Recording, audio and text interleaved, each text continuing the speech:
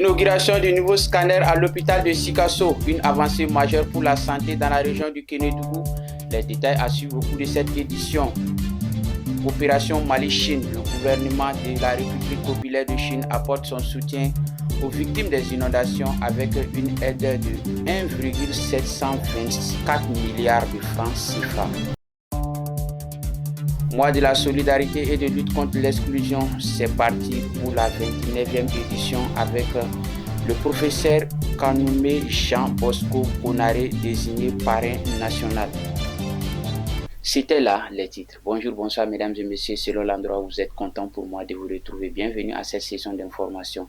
Comme nous l'avons annoncé dans les sommaires, l'inauguration du nouveau scanner de l'hôpital de Sikasso, la cérémonie de remise officielle a eu lieu ce mardi 1er octobre 2024. C'était en présence de Madame le gouverneur de la région et plusieurs responsables sanitaires. Zalika Toudjara nous en dit plus. Présidé par la gouverneure de la région, Kanté Marie-Claire Dambélé, en présence de plusieurs autorités sanitaires et locales, cette inauguration marque un tournant décisif pour la région de Sikasso en dotant l'hôpital d'un outil essentiel à la modernisation des soins de santé. Depuis plusieurs mois, les habitants de Sikasso et des localités environnantes faisaient face à un manque d'infrastructures médicales modernes, en particulier dans le domaine de l'imagerie médicale. Ce nouveau scanner récemment installé va non seulement faciliter l'accès à des soins de qualité, mais aussi réduire de manière significative les évacuations sanitaires vers des centres plus éloignés. Cet équipement représente un atout majeur pour améliorer la qualité des soins dans la région. Les autorités régionales ainsi que les citoyens présents à l'événement ont exprimé leur satisfaction et leurs espoirs de voir ces rêves communs se réaliser. Le scanner de l'hôpital de Sikasso est désormais opérationnel et prêt à accueillir les patients. Il permettra d'accéder à des diagnostics plus rapides et plus précis, améliorant ainsi la prise en charge des pathologies critiques dans la région.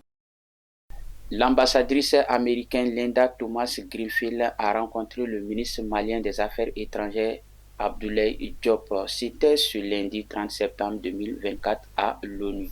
Fatmata Siaka Diarra pour les précisions. Le ministre des Affaires étrangères du Mali, M. Abdoulaye Diop, poursuit les rencontres diplomatiques en marge de la 79e session de l'Assemblée générale des Nations unies qui se tient à New York. À ce titre, le chef de la diplomatie malienne a eu un tête-à-tête ce lundi 30 septembre avec la représentante des États-Unis aux Nations unies, Linda Thomas-Greenfield. La rencontre s'inscrit dans la continuité du soutien des États-Unis au peuple malien.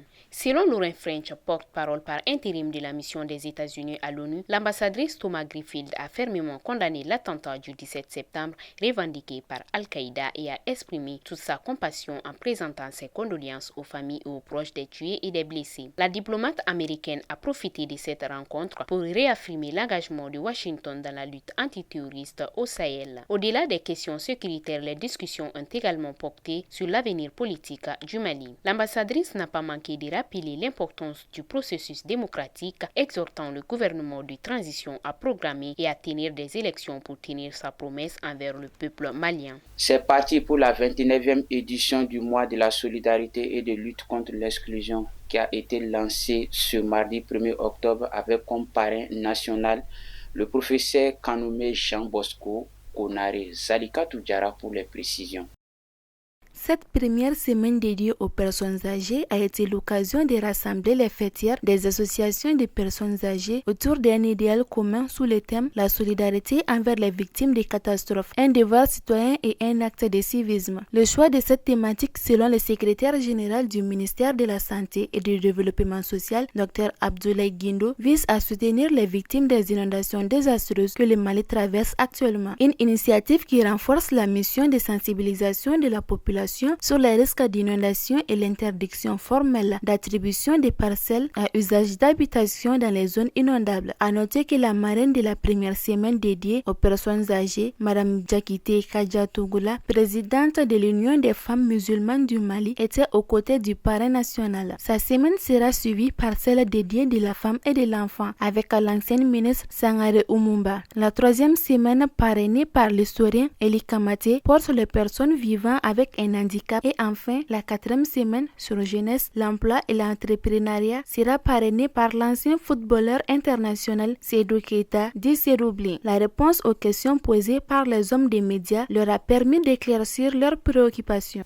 Suite aux récentes inondations qui a frappé la population malienne et à l'appel à la solidarité de la communauté internationale, la ministre de la Santé et du Développement social, colonel Assa Badialo Touré, a présidé la cérémonie ce 30 septembre 2024 sous la présidence du secrétaire général du ministre de la Santé et du Développement social, Fatmata Siaka Diarra nous en dit plus. Au cours de cette cérémonie, le gouvernement de la République populaire de Chine a, en plus de l'annonce précédente de 10 000 tonnes d'aide alimentaire, décidé d'octroyer une aide alimentaire d'urgence d'une valeur de 1,724 milliards de francs CFA. Ce don est composé de riz, d'huile, de pâtes alimentaires et toutes les denrées de première nécessité dont les populations sinistrées ont le besoin. Cette solidarité du gouvernement chinois a été accompagnée par la société Chine Peking Group Beikan Zhongjiang opérant au Mali pour une valeur de 10 millions de francs CFA en présence de l'ambassadeur de la République populaire de Chine au Mali. Le représentant de la société Chine Peking Group Beikan Zhongjiang a exprimé son engagement à accompagner le peuple et le gouvernement malien en cette période assez difficile. Faisant référence à l'excellence des relations sino-maliennes, l'ambassadeur Xiang Ziong a souligné qu'une semaine après la célébration de la fête de l'indépendance du Mali, la Chine est pleinement consciente des défis du moment, notamment en matière de sécurité alimentaire suite aux inondations. C'est pourquoi il est important que le gouvernement et le peuple chinois fassent preuve d'une solidarité agissante envers le peuple et le gouvernement du Mali. L'ambassadeur a rappelé et salué si opportunément le succès de la visite en Chine du président de la transition, le colonel Assimi Goïta, à l'occasion du 9e FOCAC, visite qui a permis de hisser la coopération entre le Mali et la Chine à un niveau stratégique. Pour sa part, le secrétaire général du département de la santé et du développement social, Dr Abdoulaye Guindo, au nom du ministre, a remercié la partie chinoise pour son engagement constant aux côtés du peuple malien. La remise du chèque géant de 10 millions de nos francs et des dons en nature ont été les moments forts de la cérémonie.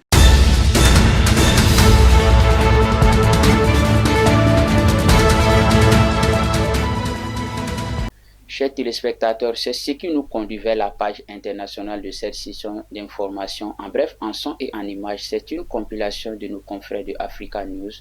Le commentaire est signé Mpamara Traoré.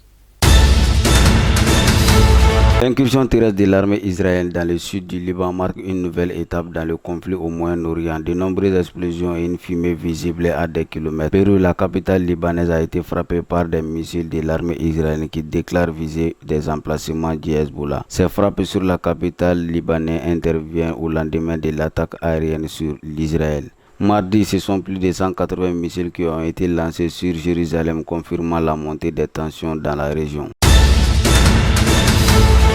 Au Nigeria, la population a manifesté ce mardi 1er octobre 2024 contre les difficultés économiques. À l'occasion du 64e anniversaire de l'indépendance de ce pays, l'Afrique de l'Ouest, son président appelant à la patience. Brandissant des pancartes, des manifestants ont réclamé des meilleures opportunités et des meilleurs emplois pour les jeunes, en particulier dans un pays où le taux de pauvreté et de famine sont parmi les plus élevés au monde, bien qu'il soit l'un des principaux producteurs de pétrole du continent.